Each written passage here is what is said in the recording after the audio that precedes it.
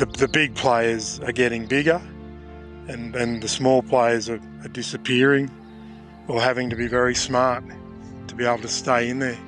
You know, there's a lot involved in it now. You've got to be marketing, you've got to be growing, you've got to know what the customer wants. So back in the day, you could say, okay, we're going to grow this. It only came from a certain area, you'd take it in there and you'd sell it. But, you know, it's getting more difficult. This is the Deep in the Weeds podcast. I'm Anthony Huckstep. During the series, we've heard from producers and hospitality professionals about the impact the lockdown has had on the food chain. But for many with their hands in the soil, the pandemic was the tip of the iceberg after years of challenging times from drought to floods and bushfires. What is the road back for the small producers that grow unique, bespoke produce, given the massive disruption to the way we buy and consume food? Greg Kocanda is the owner of Block 11 Organics. Greg, how are you going? I'm well, Anthony. How are you? Good, mate. Thanks for catching up with us. You've got two properties, one on the Hawkesbury and one in Orange. What's it been like the last couple of years in those two very different areas of Australia trying to grow produce? Well, in Orange, it's been just about the driest year on record, and on the Hawkesbury in Richmond, it was dry, but we can cope with it down there. But then in February, we just got a power rain, which destroyed a lot of crops that was sort of our insurance policy. So it's been very difficult actually. So yeah, although it's shaping up a bit different at the moment for the season coming, but then we've had COVID thrown in there, which has made it very complicated. But look, we just keep going. That's what we do. So we're planning for the next season, and it's looking good at this stage. Even with COVID, we've put a few things in place that are helping us to keep going. What was it like trying to grow produce through that period leading up to the pandemic, and the challenges involved with those very different sort of environments? Look, it was hard, Anthony. Well, in Orange, we basically just made the decision we couldn't plant what we'd planned to do this time last year. The water wasn't there; it wasn't coming. So yeah, we put a lot of our eggs into Richmond, and it was going very well till February, late January, early February, and then we just got too much rain, and then crops just went from green to yellow in 10 days. And you know, we've got some magnificent soils down there. There's 7 metres of topsoil on the plains down there, and yeah, and they were full, 7 metres. So the water just came up and sat on top, and well, we're lucky where we're positioned there. There were floods on the Hawkesbury, so the first floods since 1991, I think, pretty sure of that, February 91. Wow. So our place didn't actually go underwater from flood water, but just the volume of water filled the profile and then just sat on top. What sort of impact does that have on your operations and farming, you know, beyond that sort of period? Look, we would normally continue having our summer crops through till May, June, but it pretty much stopped all our tomatoes. We kept having, you know, we had some eggplants and some pumpkins that we were fortunate enough to be able to harvest because they were actually worth some money because of the drought, but not because of the rain. And yeah, we were relying on that, and yeah, it would have meant we had a little bit less for carriage works. So in regards to carriage works, it didn't matter because COVID came along and shut us down. But we were able to give a little bit to the wholesale still, so that kept us going.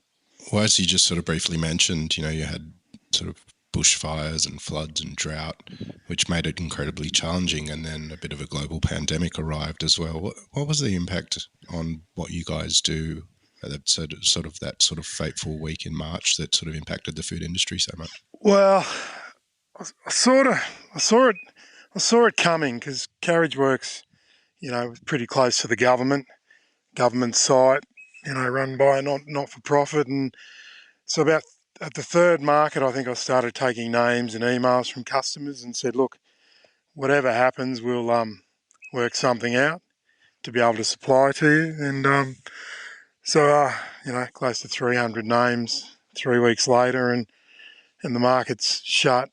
And I'm fortunate I've got some very good children that help me, and on the IT side of it. So we basically quickly set up a Shopify platform and started doing online deliveries to the door in Sydney. So pretty much based out of our Richmond operation. I was also fortunate enough to find a delivery guy that was looking for some work, because we spent enough time driving. We didn't want to be driving around the city. So we've he's been really, really good. Everyone's appreciated him, and he does a fantastic job. And look, that's still going. It's been really good. People have liked it, and I think going into the future, it'll continue, regardless of what happens at the market. So it's been a big change, very big. You're a third generation farmer. Did you ever imagine the online world being so important and integral to the survival of your business? Probably not to the extent that it is, because just one little back step here, we do supply into the wholesale market as well, so we don't just rely on carriage works. So that there was also, not that we had many lines, but the lines we had were in demand, which was good. So we also saw that carry through to wholesale, where guys that were already set up doing boxes for years or home delivery also increased, 400%. So that moved that product through. But the other thing that a lot of people just didn't realise was, prior to COVID coming along, there was always going to be supply issues because of the drought. Like, people just didn't have water west of the mountain range. So, there was guys I know that made more money out of selling water and not growing crops. That's how much demand there was for water, because there was just none around. So, but to answer that question, no, I probably wouldn't have thought the online would go like it did. But, this COVID is very real, and, some people just can't get out, so there's no alternative. So if you can set up a good supply chain or supply delivery path, I think it's on a winner. But it's a lot of work, I must say that. You mentioned carriage works, and it's just a part of what you do, but how important is something like carriage works in the farmers markets for operators like you? Look, carriage works is good because we get amongst the shoppers who are looking for different products, and don't just want to go to the chains, and carriage works is really good for all the producers there, because it's a good mix. So it's nearly a one-stop shop. Because of the charter at Carriage Works, and a lot of people don't realise, if you're not the producer or the grower of the product that's being sold, you can't actually sell it there. So you can't just buy stuff in and turn up at Carriage Works. It's the only market in Sydney of its type like that. How important is it for you for having that connection with the end user? I think it's fantastic, because I really want people to be able to experience, what some of these top chefs, restaurants are trying to serve up, but more in a pure form. We pick it, we put it out, we tell them how we cook it, they see how everyone else uses it, and they appreciate it, and it lets us put some different lines out too, which is, if I took, as an example, if I took some a Castle Franco chicory to my wholesaler, he would say, "What's that, and what do I do with it?" Whereas if we take it to the market, people have got an idea, or if they haven't even got an idea, they'll say, "Well, what do you do with it?" Tell them what I do with it, or tell them what, Alex at Icebergs might do with it, or another chef might be doing with it, and they come back and they give us feedback, which is really good. And most of those different lines that we grow are lines that I really like to eat as well. So, and they're not readily available. So we're never going to sell pallets of them, but it's just good to get a different variety out, give people a different experience. You just briefly mentioned Alex at Icebergs, and I know you supply other restaurants in Sydney and places like the ICC in Sydney. What was the impact, given the shutdown of restaurants and stuff, for the supply to them from you? Look, the impact with the restaurants was more, I wasn't able to talk to a lot of the chefs because, they were just shut down. But, we weren't exposed to too many restaurants, and they were all good restaurants we were dealing with, and I was really happy with the way we were doing business with them. And I think they just it's sad because we spoke. Those guys would come to the market and pick up from us once a week. But one change that will now happen when and hopefully they do open up is we now have logistics into those guys.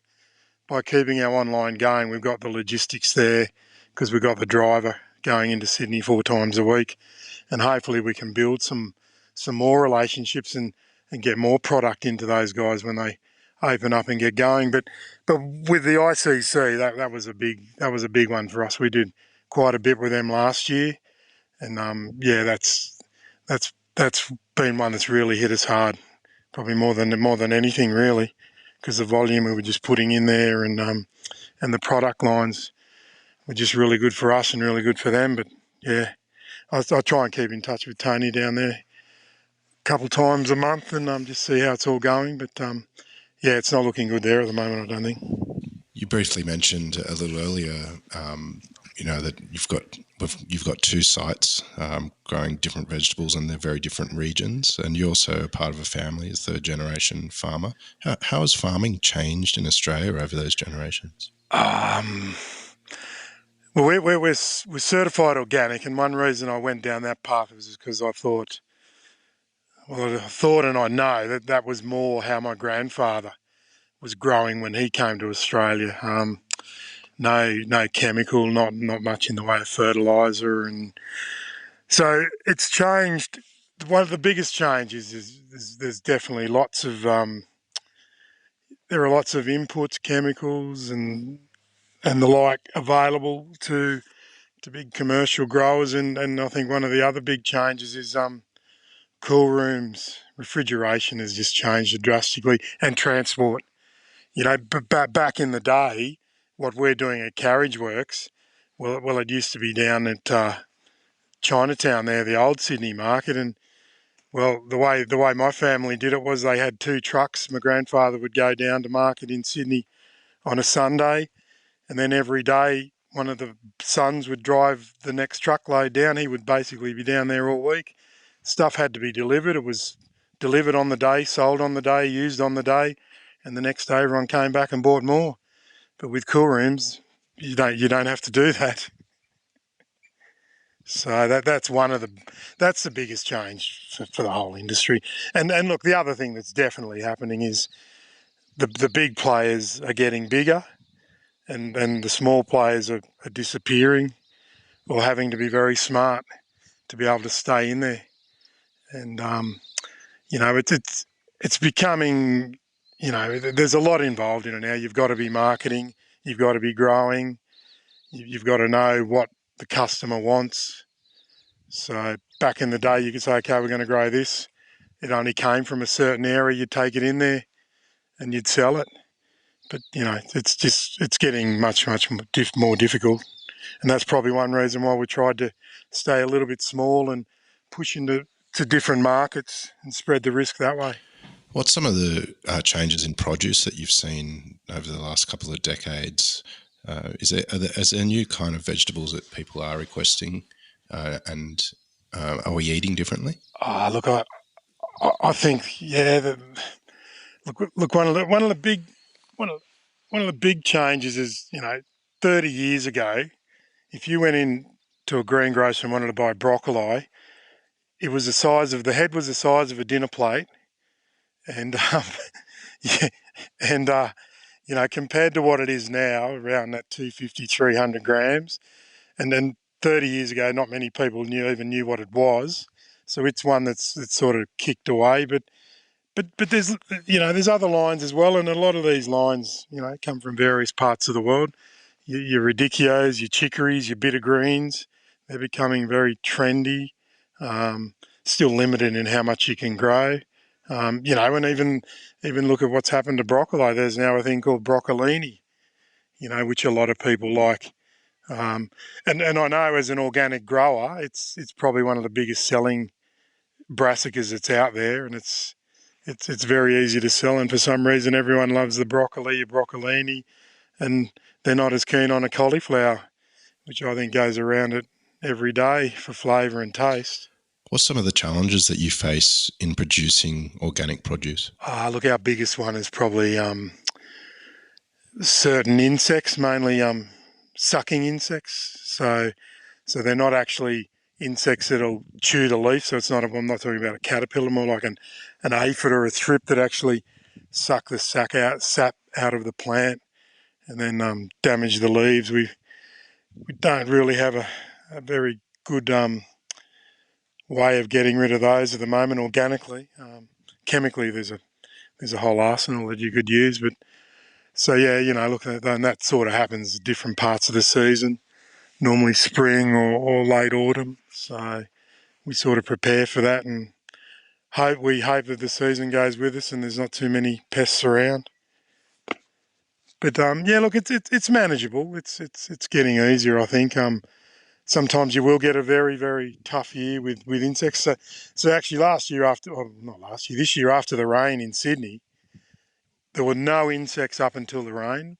And I put it down to it was just so dry everywhere in the centre of Australia and west of the range.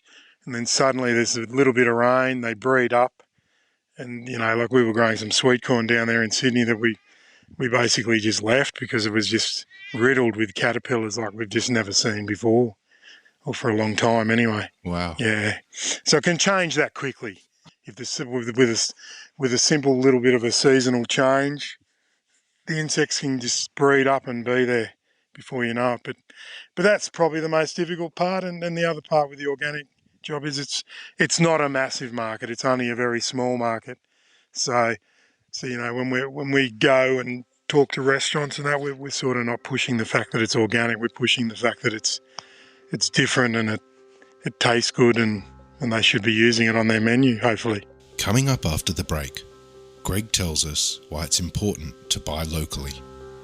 Tomatoes do grow in Australia for 12 months of the year, but if they're grown in winter in Queensland, they still don't have the flavour or taste or texture of something that's grown in the middle of a real summer, and they're not trucked anywhere from 2,000 to 3,000 kilometres away from where they're grown. So if they can be buying locally, I think they're going to get a different taste sensation and experience. I was cutting off the hocks and I was just like, these are stunning. The marbling and the texture and the colour was just, it gets you excited to use and cook with those products because it looks so good. The Crackling is the latest podcast from Deep in the Weeds, where we take you behind the scenes into the kitchens of Australia's best chefs. If you do the kind of double cook with the spiking, it's crunchy, but like honeycomb almost, like glass, yeah. And onto the farms of our nation's best producers. Somebody came along and said, well, there's this opportunity back in Victoria and it was pig farming. That's sort of how we got into it, and it's been fantastic. The stories, the passion, the produce. It was a real life-changing moment for me to see, the respect of an animal that is so deep and such a part of a culture. The Crackling, a Deep in the Weeds production in partnership with Porkstar. Listen and subscribe to The Crackling now on your favourite podcast app. You're someone that likes to test out new varieties and produce. What's the process for getting your hands on new heirloom varieties? If you're lucky enough to find them somewhere in Australia, someone who's smuggled a few seeds in and grown them out and then just kept them themselves, or look the other way. We do bring a little bit of seed in ourselves from other parts of the world, but that's become very tough now with the way the pandemic is worldwide. It seems that most postal services around the world aren't working like they were, and even some of the some of the suppliers we were using in various parts of the world have sort of said they're not supplying to international customers because there's a fair bit more work just involved in packaging them and having to go to the post office and get the international freight rates worked out and all of that. So they'd rather just say at the moment they're not doing that. But yeah, no, we bring some good stuff in from the US, and then I suppose I've turned into a bit of a seed saver now too, especially this year. I've been doing it for a bit, but now even more so because it's so difficult to get some of these different varieties in. So that's another little feather in the cap where we've got to keep various crops isolated so that the seed stays pure, and we just continue to have it going forward. What's some of the heirloom varieties that you've been really excited about in recent years that you've produced? Look, there's some pretty amazing tomatoes we're getting out of a guy in California that are multicoloured, really firm, great flavour. Because of the firmness, the texture's amazing, and also have some good pumpkins that hopefully we will have this year that are a little bit different to the norm that you get in your supermarkets.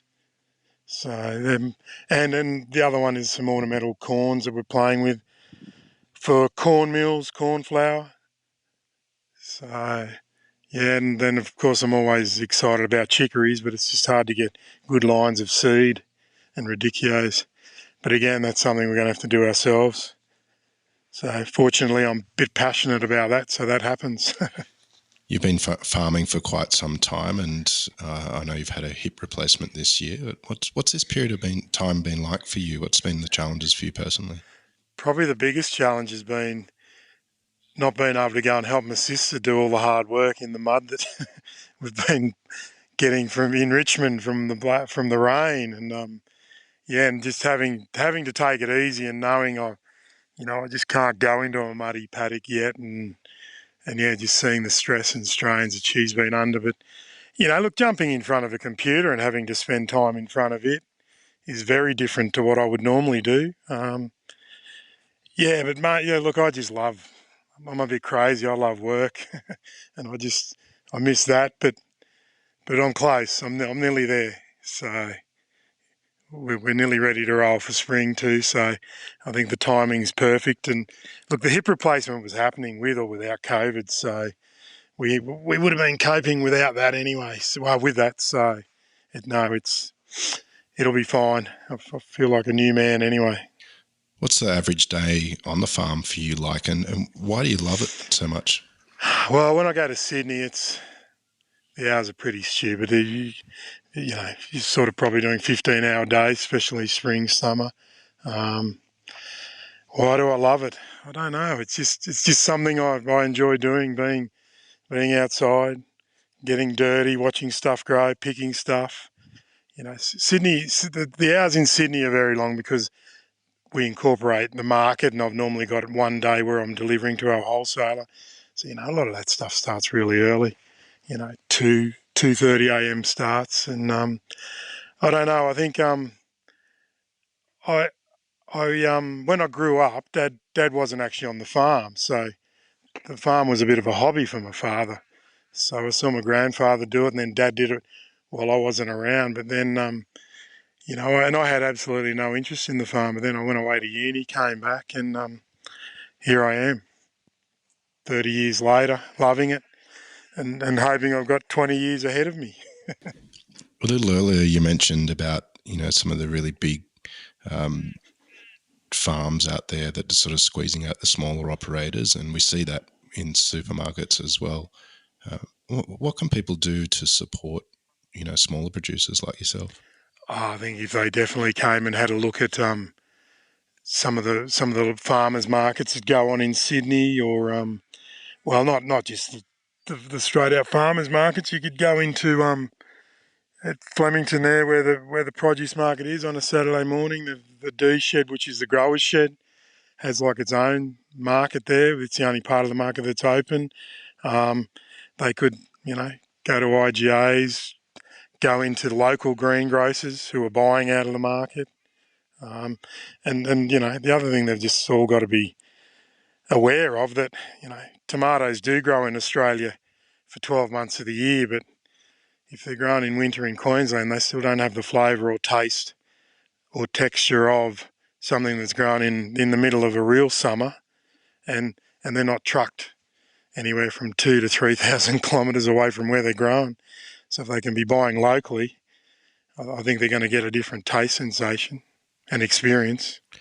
You do like to grow sort of really bespoke and sort of unique ingredients, but that has its challenges then in consumers understanding what to do with it, and even chefs. Like, how do you educate people at the farmers markets or in food service about some of the produce that you create? We put it out at Carriageworks. We would just put it out, and people will look at it and ask us, and we just tell them what we do with it. As far as chefs go, most of them know what most things are, and if there's something that's really way out there, sometimes they've actually asked us to grow it. But and then the other way, well, prior to COVID, we're not going to be able to do it now. We would definitely have tasters. So, like, we've even gone to the extremes of cooking pumpkins and cutting them up and letting people try them. Most people, you just sort of give them, a bit of time and explain. And I think that's why the people that come to the market do come to the market, because they're actually talking to the growers or the producer of the product. So they can ask questions. Most times we can answer the questions, and and look, most times when we put tasters out, we'll sell out of that product. It's that simple. When it's good and they're not afraid to try it, it just all works, and it's a good way to sell. And I think I'm very surprised that supermarkets don't do more of it, because you can walk into a supermarket and ask the guy packing the shelf where the products come from, and you'll have to go and read the address on the crate to be able to tell you. So then you probably see a postcode that he doesn't know, or a place that he's never heard of, and shrug his shoulders and say, "I'm not sure." So, and that's what it's like. Like, it's a lot of people just don't realise, and it's a bit like we were talking about the big growers. The big growers are in certain areas, and like it's like celery. There's probably 5 growers in Australia that supply 80% of the market for 12 months of the year. And that's only one crop. There's lots more like that. So, so it's good to have a mix and be able to tell people where it's from. And you give them the celery, and they say, "Well, geez, that doesn't taste like celery." And I say, "Well, it actually does. The other stuff doesn't." So, yeah, it's good. It makes you feel good when you get a reaction like that. Orange is a really special spot for food, and a big part of the food bowl there in New South Wales. But it's also, as you mentioned earlier, didn't have water earlier in the year, and you had snow on the weekend. So it's such extreme and varied climate. But why is it so special for growing produce? I just think it's you get 4 seasons out here, and there's a lot of places that don't get 4 seasons anymore. But the altitude definitely helps. So where I am right at this very moment, we're at 1,100 metres on Mount Canobolas. With the cold, we got snow. There was snow on the ground for about 4 hours. Last year we actually got a dump where we had 7 days of snow on the ground, which was a first for us anyway. But and look, you just need the defined season. So the cold is really good for diseases and pests. It actually kills them. They struggle to overwinter in temperatures like that. The soils are good, and when we get a good season, the profile's full, and then hopefully it's not too harsh in summer, which is what we're shaping up for this year compared to last year. We're well ahead on rainfall, and hopefully maybe another couple of dumps of snow will help fill up some more dams as well, but a lot of them are already full. So we're definitely in a situation where we're ready to go for this coming season. You mentioned earlier the hip replacement and sort of not being able to have your hands in the soil as much and being in front of the computer. I think when we caught up, you said you're about 80% fit from that. When you're all ready to go, what are you most looking forward to when you're up at 100% again? just jumping on the tractor and getting ground ready for all the spring crops. And, like we're at the point now where we're just about to put seed into nurseries to grow plants, seedlings for spring. So tomatoes, capsicums, eggplants, that need to go in the nursery for 6 weeks, and then we'll put them in the ground. And look, it'll just be good to be back out there and walking around and looking and watching stuff grow. And telling my sister to have a break, that I can do that, and she can hop into the shed and do all that sort of work. Because I did say to her when COVID turned up and we started going online, we've probably just created another business, and it looks like that we have. So she can look after that part of it and I'll get farming. Well, Carriage Works did close for a period of time, but it has reopened. What was it like being back there on weekends? It was great. It was really, really good. Look, Carriage Works is a real community market. Even though there's customers that'll travel from north, up around Hornsby, and nearly takes them 45 minutes, an hour to get in there sometimes. And it was good to see the customers, and it was really good to see the other stall holders, especially Rob. It's always good to see Rob. But look, it's a special market. I think we're very fortunate. We've been there since day one. There's been changes since then, but on the odd occasion I still get Dad coming down with us, and everyone still remembers him from the early days when he and my mum used to run it. But it's good to catch up. Like one of the biggest problems I had with all these orders we were doing online was I had all these names and I didn't really know who they were. But when you see them, because I never caught people's names, it was hello, ask me a question, we talk, but you're always in a bit of a hurry. So now I can associate some names to faces, look, I think everyone missed it. Everyone was very happy to be back there, but we've just got to make sure that we can keep it going and keep it safe down there, and it'll be good. Well, I think many Sydney-siders are happy to have you back, Greg, and we're also absolutely stoked to have you on Deep in the Weeds. It's been awesome chatting. Good luck with the crops this year. Hopefully we've had enough of the bushfires and the droughts and the floods for some time, and you have a great spring and summer. Definitely. Thanks, Anthony. And it's a great podcast. I think I spent about 6 hours listening to it the other night, driving around Sydney and to Sydney. So it's great. It's a really good job you and Rob have done. Thank you. Awesome. Thanks, mate. Talk soon. This is the Deep in the Weeds podcast. I'm Anthony Huckstep. Stay tuned as we share the stories of Australia's hospo community, suppliers and producers in search of hope during this pandemic. Special thanks to executive producer Rob Locke for making this all happen. Follow us on Instagram at Deep in the Weeds Podcast, or email us at podcast@deepintheweeds.com.au. Stay safe and be well.